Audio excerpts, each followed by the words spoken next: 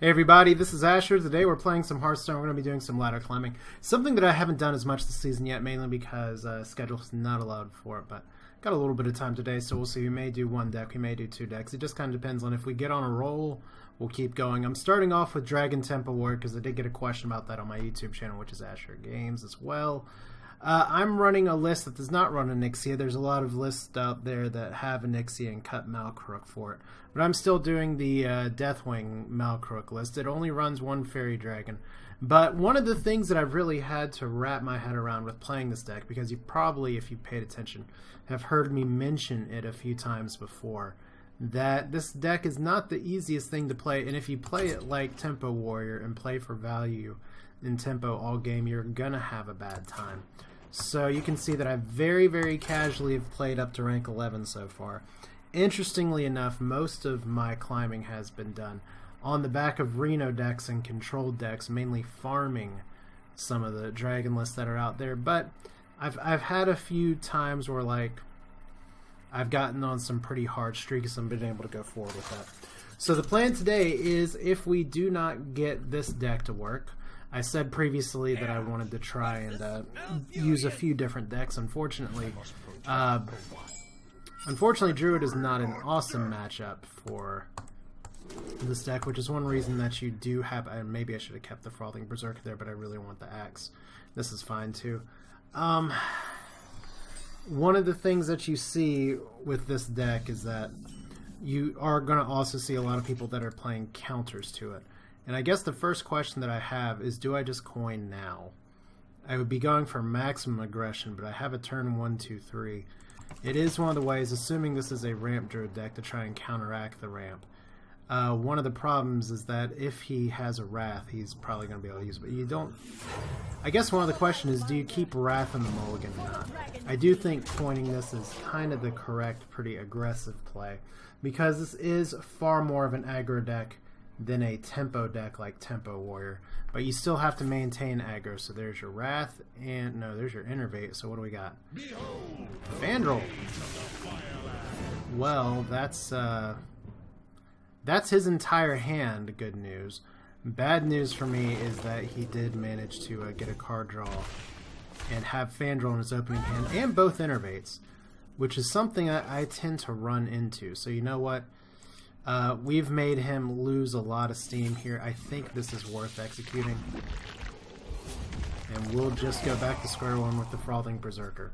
Because last thing I want is, we know he doesn't have any more Innervates. But yeah, sometimes you do get steamrolled like that by Druid. So I got 3 face damage in, and for what? We don't know yet. We'll see if the Frothing can stick. But yeah, that's a very all-in move. And this may be a game where we actually do play the Draconoid Crusher on 6, just to try and get the big body out there. Wow, he had the swipe too? Okay. Well, I mean, you're gonna eat a swipe versus Druid. This is a very good top deck, though. So one swipe's gone. We're gonna play around it just a little bit. And this opens up a potential for next turn. If we can get him below 15 health, that'd be great. It's very unlikely he's playing Starfall here. Mounted Raptor, so. And Mark of Yasiraj as well. Mounted Raptor should be a beast, so there should be a card draw there. Alright. Malcrook is a good top deck.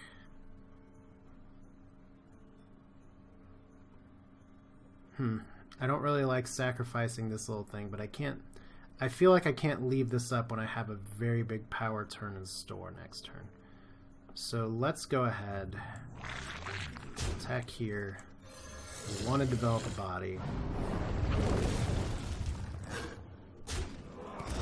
Hopefully it's 1-1. There we go. So, young Dragonhawk. We're still going to go face, though. So we know he's running Mark, so that could punish me in the short run or the long run. My hope is being able to get a Draconoid Crusher out there to actually make things work. But that early Fandral play was...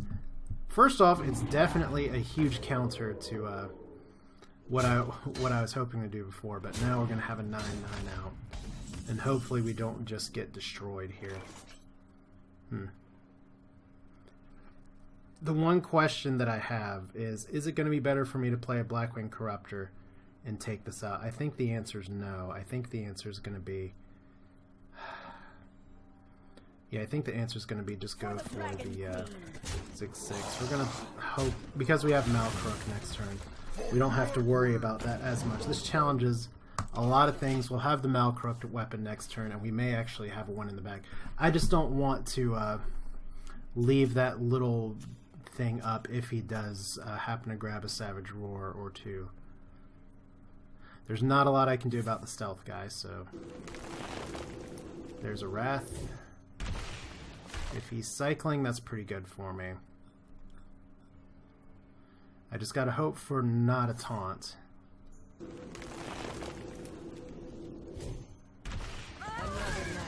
Okay.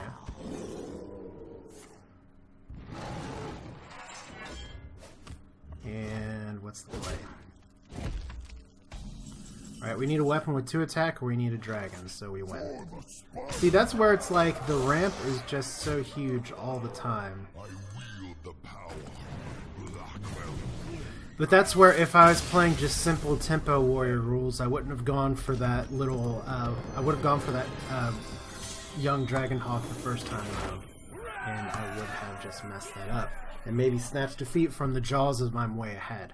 Because that's the risk that you run with a ramp like that is, even though he was able to get a card draw in with Fandral, he went really all in on Fandral. Rogue time. Once again, I'm playing without Hearthstone deck tracker today. This is good. I want to dump the Kor'kron Elite to see if we can get a better early game drop. There we go. So we have some options here for Finley Murgleton. The best hero power by far is Warlock. Mage is probably the hero power of choice after that, just because of being able to ping your own things. Druid's acceptable. Priest is very situational. Hunter's okay. And then you don't usually have to worry about after that. Although I've been on a pretty nasty streak of only being having Hunter as a viable option lately. So we'll see how that goes. Just waiting for the mulligan phase here. Alright, turn 1. Greetings, friend. Now, this could be a Miracle list. I've been pretty much running exclusively in the Miracle Rogues, and here we go. Not great options. We'll take the Druid. Still gives us some armor, which is not awful. But it's the nice thing about this is that I can technically hero power make my Fiery War Axe 4 attack, which is really nice versus a suite of creatures that you often see in this deck. So we're going to see real quick. I've been seeing some Reno rogues run around lately, especially Reno N'Zoth, and oftentimes they will pack an ooze. Looks like we don't have that issue here, though. Alright, so it looks like we're at a bit of standoff. We have one dragon in hand. We want to try and BS our way into another dragon here in just a second. This Berserker's probably going to take hard removal if he has it in hand. So we'll just have to deal with that. I mean, that's the thing, is that you have to play something into their removal, whether it's an axe or something else. So Backstab, does he have Fan? Prep, Shadow Strike, or Eviscerate. Why would you prep your Eviscerate? Are you trying to play a SI agent? Oh, Vanquil. Well, friends, we could eat 8 damage right now.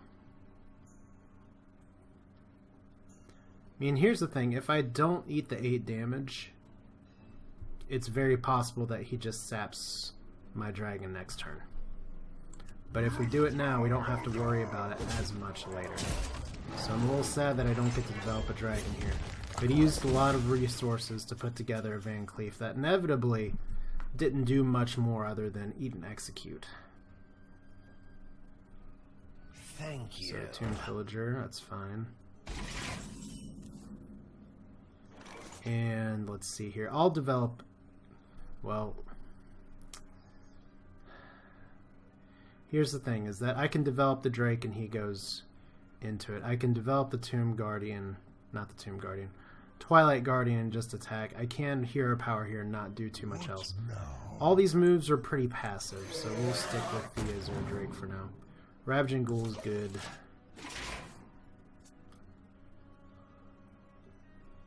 Alright. Thank you. Second Tomb Pillager, a little bit annoying. And he probably has a spell to take this out. Alright.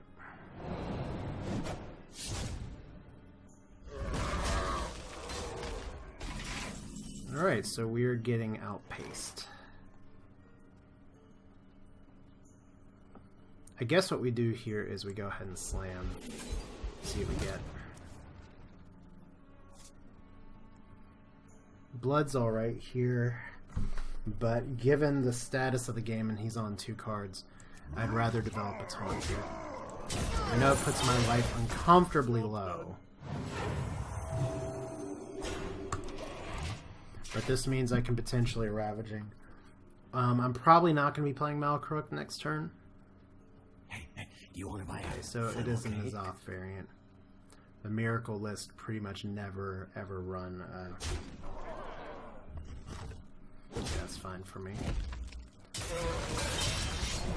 So he did a little damage to himself. He didn't do too much else. Hopefully Huckster doesn't give him a lot. Alright, how do we want to do this?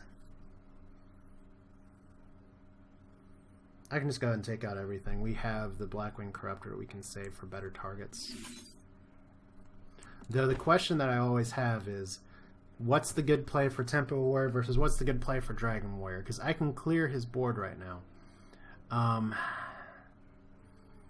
I feel like putting 2 bodies on here is fine, and saving the 3 damage for something that's a little more vital might be better. We're going to have some trouble squeezing some mana in, though, is the thing. So that's always my concern. Well, let's do it like this. This will be a good test this theory. We got a bunch of big things in hand. We still have 1 dragon in hand and available. And one of the things about Dragon Warrior that's very interesting, this is a coin and this is a warrior, or this is a coin, this is a warrior card. One of the things that's very interesting for Dragon Warrior is that you're in the position of playing the flavor of the weak deck, so everyone knows who you are. So Revenge, that could have been worse. SI Agents. So that played out. All right. Hopefully I can get a smaller thing. But it's good that we have that 1 Twilight Guardian. That's for sure. Oh, this will be a good turn next turn. This would technically be a good turn this turn, but I do want to go ahead and take this out.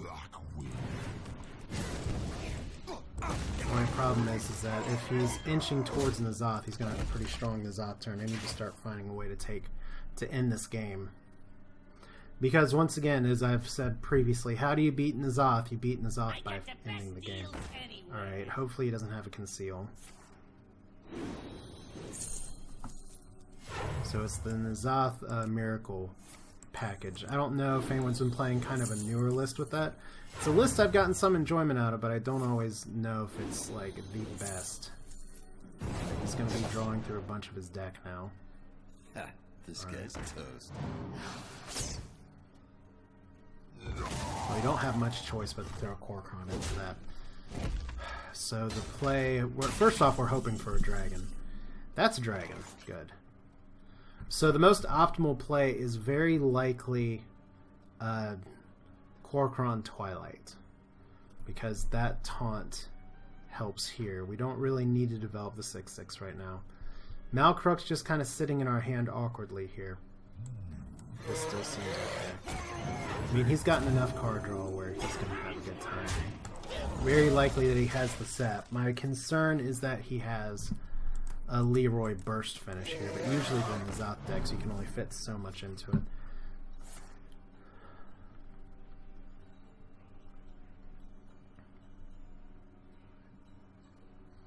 Alright, so once again our life is getting really low. Oh boy. Yeah, we pretty much lost this one.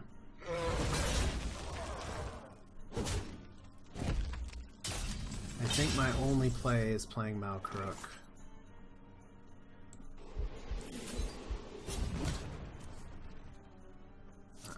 Oh well.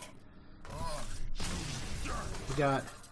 I wasn't able to get pressure out. He was able to remove my threats. He got some pretty good draws into play. You asked for it. So we'll see here. I don't really want to keep the dragon activators here. Maybe I should have ditched Ravaging Ghoul as well. I mean, sometimes it is right to just keep one dragon activator here. Because this is okay as a 2-3, especially if you have nothing left to play. So we got a War Axe, that's good. We now have a play to play on turn 2. We actually have 2 execute activators, which is really good. Cthulhu Mage. Now the question is, what flavor of Cthulhu Mage are we talking about?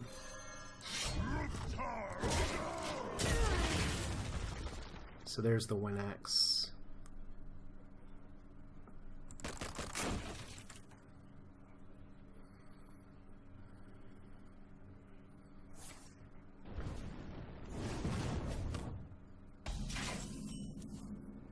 Alright, Deathwing. So we have dragon activators for days. Deathwing actually a pretty good counter to a lot of shenanigans that you'll get from Cthulhu. So let's charge for the Lifebinder and all that. There was a pretty good for the post on the Hearthstone Reddit, but that wasn't very recent. Yeah, that last game is going to make me think a little, because it's like, could have I played better there and won? Could have I cleaned up my play a little bit? Played a little faster? So Forgotten Torch. These are almost always Yogg decks. And I like holding on to the Kor'kron just for Flame Waker. So we'll play this. Don't always like playing my taunts into nothing. It's possible that it eats a fireball. Doomsayer. Is he gonna freeze this too? No.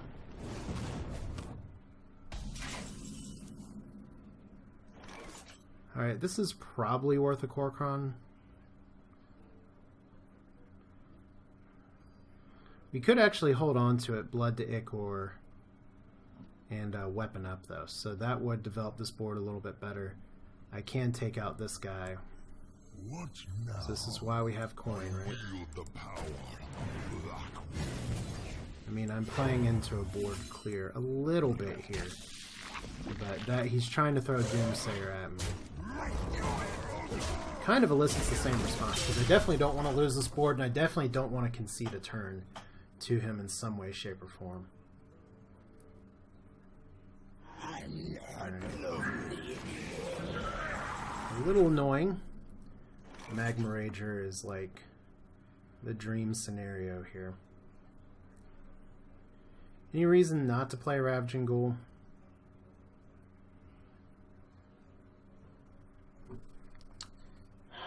I can think of one. Like, I don't necessarily want to trade into these all the time. I kind of just want to go face, but let's see what we get here. Okay, Alcatraz is champion, that's good. And I think we don't trade into this. I think we go face. Need to start thinking about how can we end this game fast, especially since this is a Cthulhu deck, so it's technically going to be slower. So he does have to bite into that just a little bit.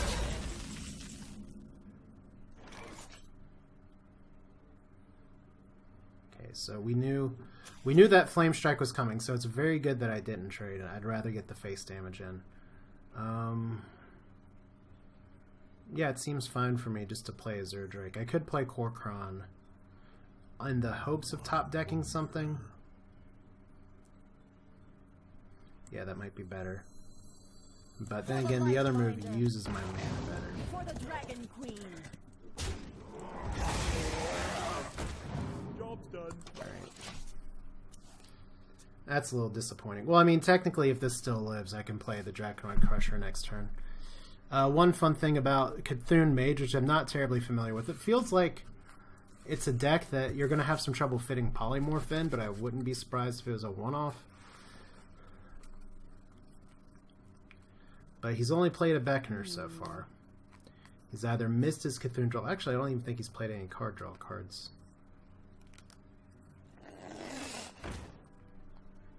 Let's make magic.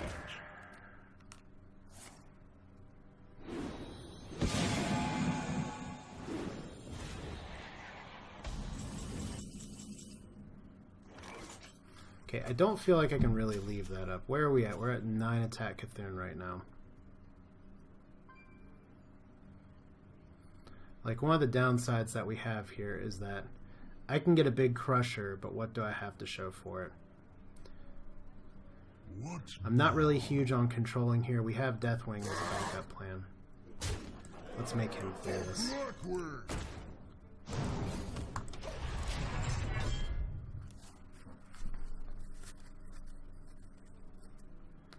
Although there's plenty of 1 and 2 mana spells that may lead to Emperor Veclor. So there's a polymorph. Alright. I said before I wouldn't be too surprised if he actually played it. So, Arcane Explosion.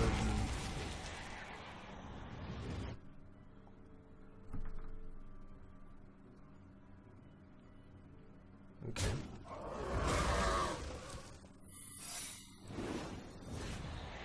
Alright, what secret would you be running? Probably Counterspell. As much as I want to play the other Draconoid Crusher, I think Malcrook's more responsible here. Hopefully he gives me a 2-attack weapon. Mirror Entity, okay. That's a little annoying, but not, I guess, in the grand scheme of things, not that big of a deal. Because I can deal with it with what I have in hand.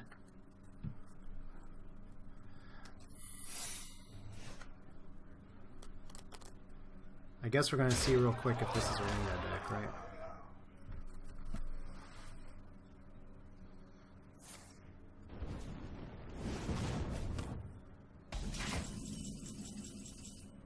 Alright.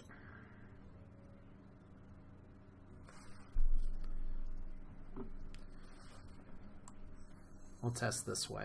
I doubt it's a second mirror entity. Okay, it's not.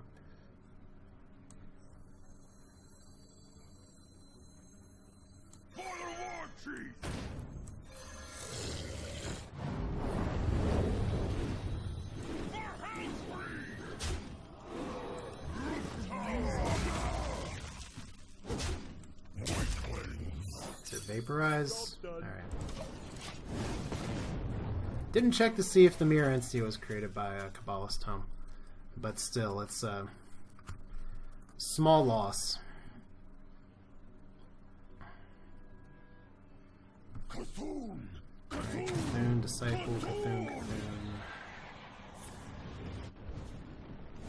So at least he had to use half his mana bar for that. And he actually didn't have much of a follow-up. Okay. We smack this. We play some bigger stuff. We actually are going to have a pain here in just a minute. So we have lethal on board next turn. If he doesn't have any counters, he probably has counters. I don't even know what his Cthulhu's at this point. 14? Oh, Yogg. Well, of course, well, you know it's going to be Yogg. Just because everybody runs Yogg in their deck now.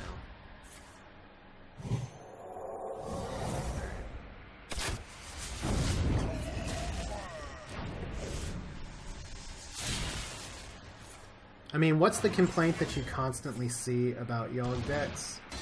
It's if you're playing bad enough to where you can't do anything to make a comeback. Ugh. I'm gonna eat my hero power anyway.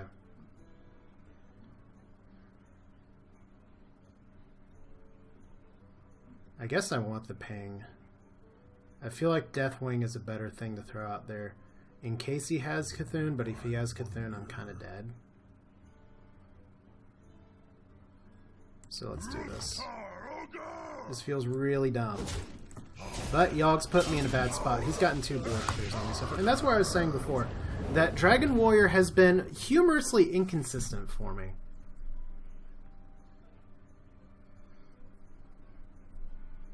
And I don't always know if it's because of my play or anything, but let's see if he has any more answers here. So Kabbalah's Tome. I don't think there's anything he's going to be able to do for 2 mana other than Frostbolt. No. Well played. You win. So still not bad. Always nice to see a different deck than maybe you expected rank 10. I think a lot of people are more just along the lines of, okay, bored now. This is Yogg Saron's happening because you're way behind, and oh, we got you back in the game. I guess it's one of those questions of if Blizzard was wondering about whether... Oh, good. Morgul the Oracle. Hello, are you from the Tier Spell Schwartz? Alright, let's see. This is terrible. Pitching every single card here. Even Execute, which is a potential keep. Finley's good, so let's see if Finley has any special interaction here. Who wants to be more civilized? I have a terrible opening hand. I'd really love Life Tap. Life Tap's a little risky versus Shaman, especially if it's a face Shaman, which we're getting back to face Shaman land. I could actually slam here. Slam versus tap. Well, Slam's going to be better for executing later on, so let's see. Albatross's champion, which will be activated. Let's take the shield off.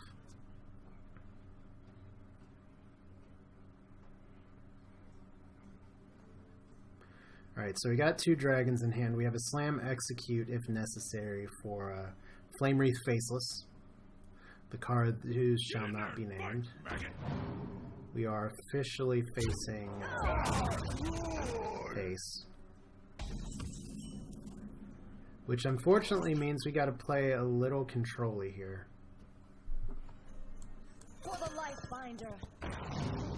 For the Dragon Queen. I mean, I just can't leave that card up. As much as I just want to go face, face, face with this. Our goal now is going to be to kind of outlast. Okay, no temptation today.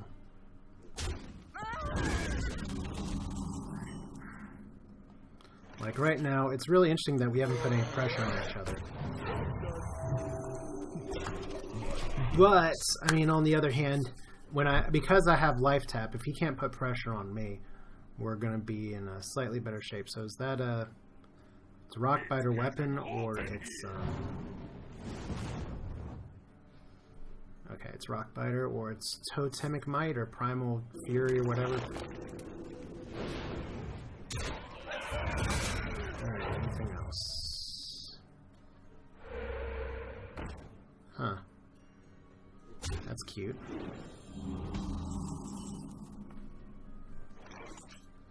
Well, I guess we tap first. Ravaging Ghoul is a very nice top deck. Let's go ahead and save ourselves. Normally I would take out the Juggler first regardless, but we're going to do it this way. So I get a little bit of a fun thing here. Let's see what that is. Spirit's very exciting.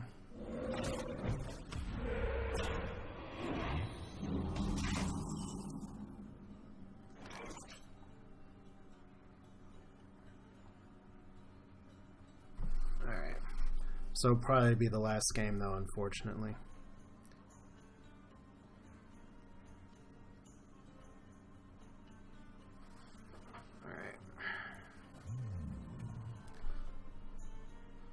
So we got some mana in play.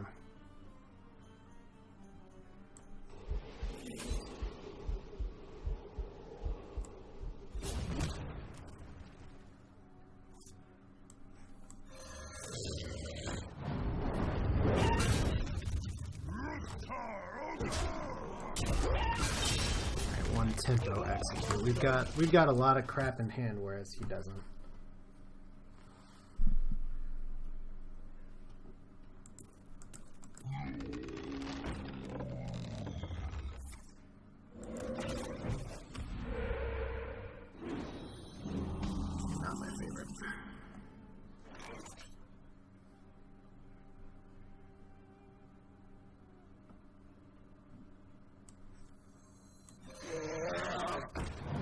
Can we get cute here? Maybe. Rag is an okay draw.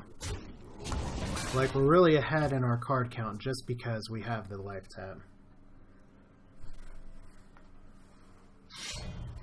Alright, let's see here.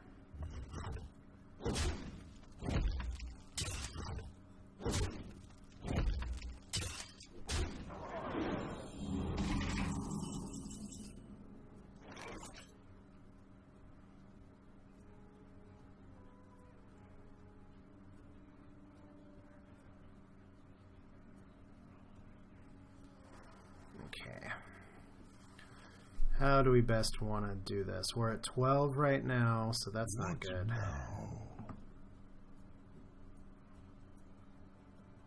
We can always throw Rag out there. I don't think that's a terrible idea. We just can't do it this turn. We definitely can't life tap. I wonder. Alright, let's just do this. Big body.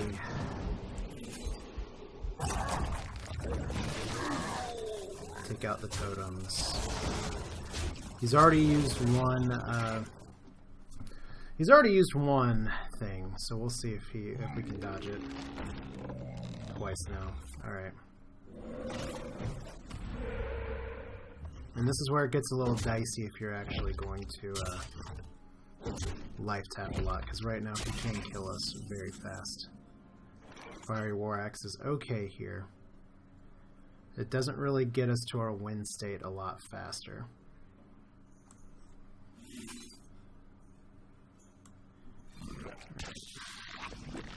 I mean, it's very possible that we're just dead regardless.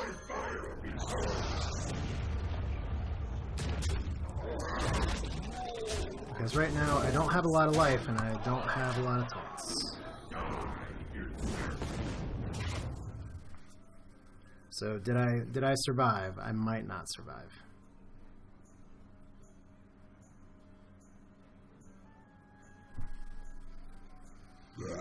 Think from below. That's a good sign. What's the other card?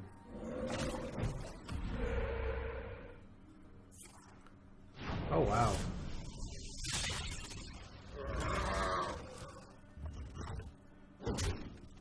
He's actually controlling my board. Okay.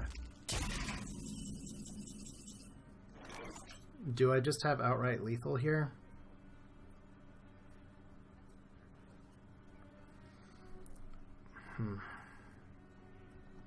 I guess there's not that much difference between 4 health and 5 health. So let's see. This has to trade. Oh, he's just running away. Okay. That works too. You know, just coming to the conclusion that I have to YOLO rag this and this, and it doesn't really matter. But there we go. We got another one. Like I said, have to cut the stream just a touch short today. But this is Asher. Thanks for sticking around. Thanks for watching. We'll do the lunch stream again here in the coming days. At least things are pretty steady and stable today, so that's a positive. But feel free to check me out on YouTube if you want to see more. Thanks for watching, and we'll do this again soon. Yay, rank 10 skills. See you next time.